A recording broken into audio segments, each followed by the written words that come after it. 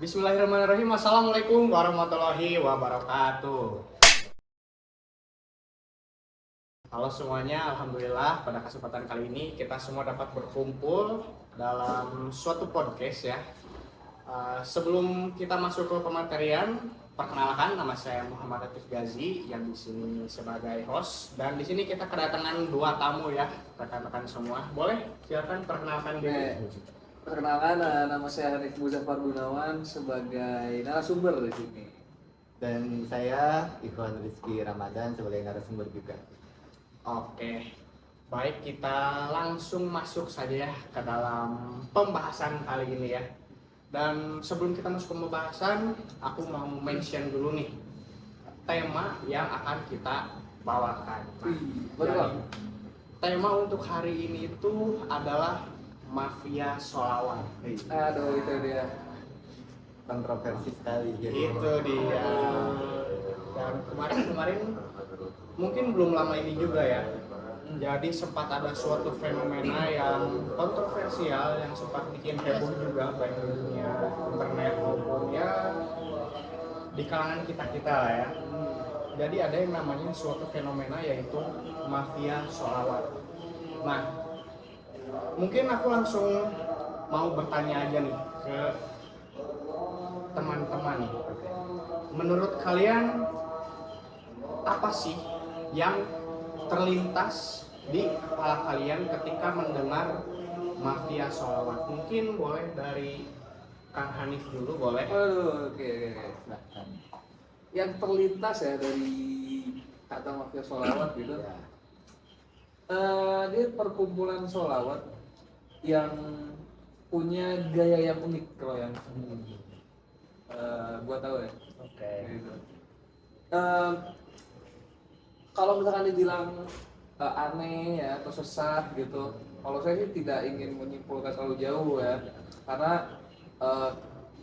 latar belakang Gus Ali Gundrom juga gitu kan, memang target marketnya gitu ya, orang-orang yang ada di dunia malam gitu ya, dimana pasti pendekatannya tuh agak Berbeda. unik gitu, begitu sih mungkin kurang lebih kalau yang kebayang ya. Kalau dari Kang Irdan sendiri gimana nih? Ya, mungkin kurang lebih sama juga ya, kayak mafia sholawat itu kumpulan orang-orang yang untuk bersolawat gitu. Terus metode-metode sholawatnya juga emang benar tadi unik gitu. Beda dari acara Islamik yang lain, dia ya unik lah gitu.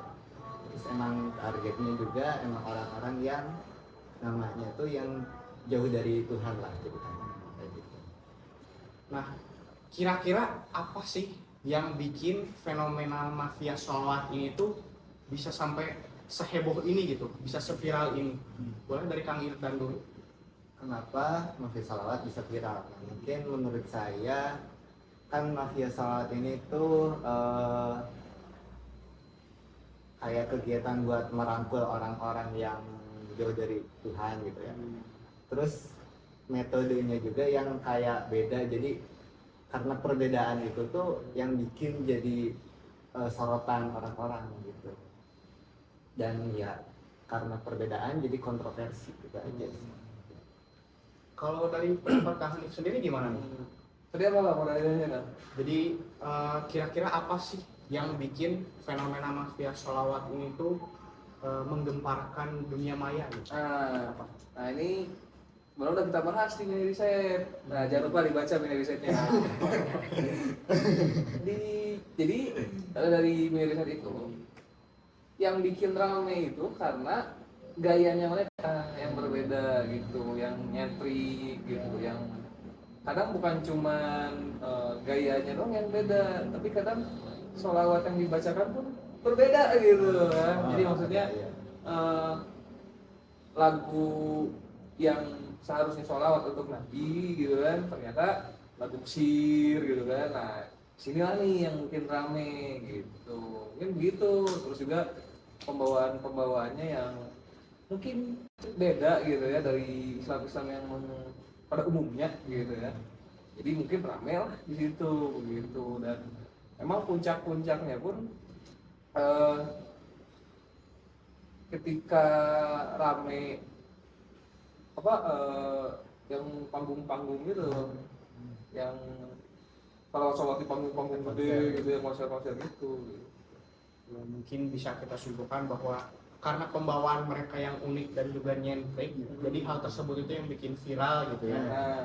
Nah, kira-kira menurut pendapat kalian nyentriknya mereka ini apakah sah-sah saja atau malah kalian ini berpendapat kayaknya ini tuh kayaknya kurang tepat deh apa yang mereka sampaikan. Nah, menurut kalian berdua gimana? Boleh ceritakan dulu. Salah atau enggak gitu ya? Ya, menurut kalian gimana sih? Oke, kalau menurut saya pribadi gitu ya, sah-sah aja gitu, karena itu kan bagaimana orang mengekspresikan dirinya dengan Tuhan gitu ya.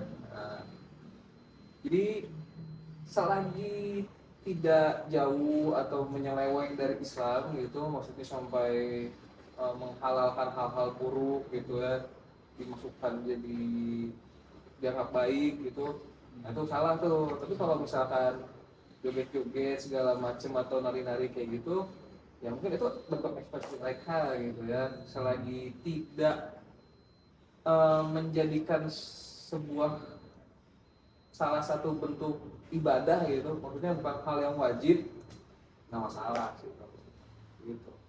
Kalau dari Kang Yerdan sendiri gimana nih pendapatnya? Kalau dari saya mungkin hampir sama ya, sah-sah aja. Jadi karena apa ya, metode yang digunakan tuh emang nyentrik gitu ya, tapi dia tujuannya tuh sebenarnya baik gitu kan. Orang-orang yang jauh dari agama dia kayak orang yang jauh dari agama tuh sebenarnya mereka tuh, menurut saya ya, mereka tuh sadar dia tuh kurang baik di mata masyarakat. Tapi karena ada mafia sholawat ini, dia jadi kayak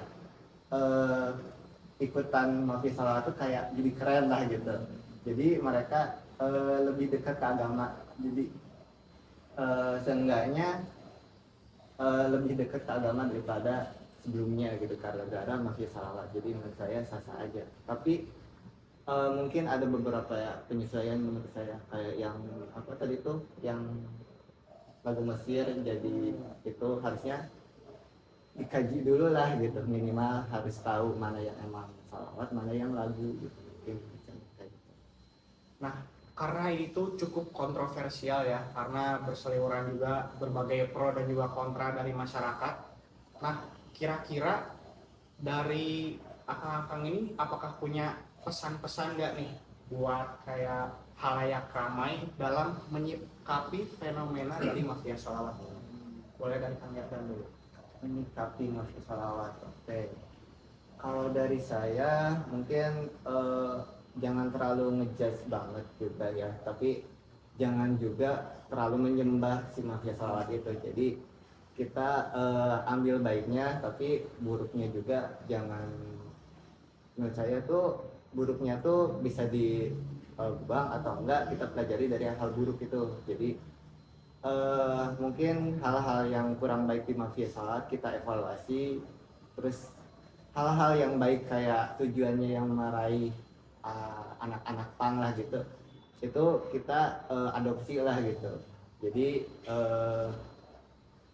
ambil baiknya, buruknya kita evaluasi gitu. Mungkin dari saya kayak gitu. Dari Kang Hanif sendiri gimana nih? Ya. Tadi apa pertanyaannya? Jadi apakah ada pesan-pesan gitu kepada halayak ramai terkait menyikapi fenomena dari mafia sholawat? Oh, oke.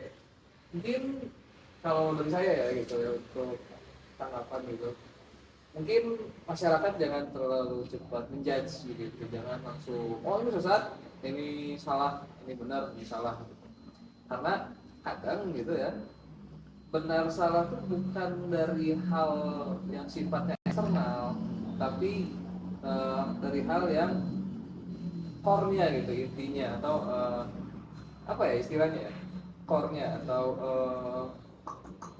apa ya, Fondasi.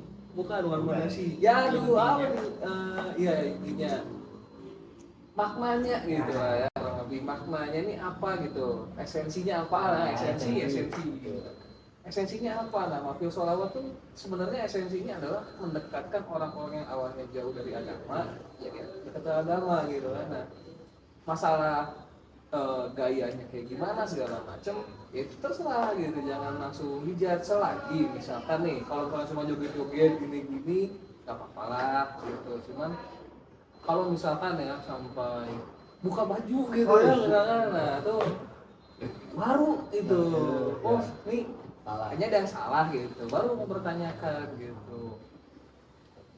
Mungkin gitu sih tanggapannya, jadi jangan terlalu gampang menjudge dan selalu lihat sesuatu tuh dari core-nya atau dari esensinya gitu sih.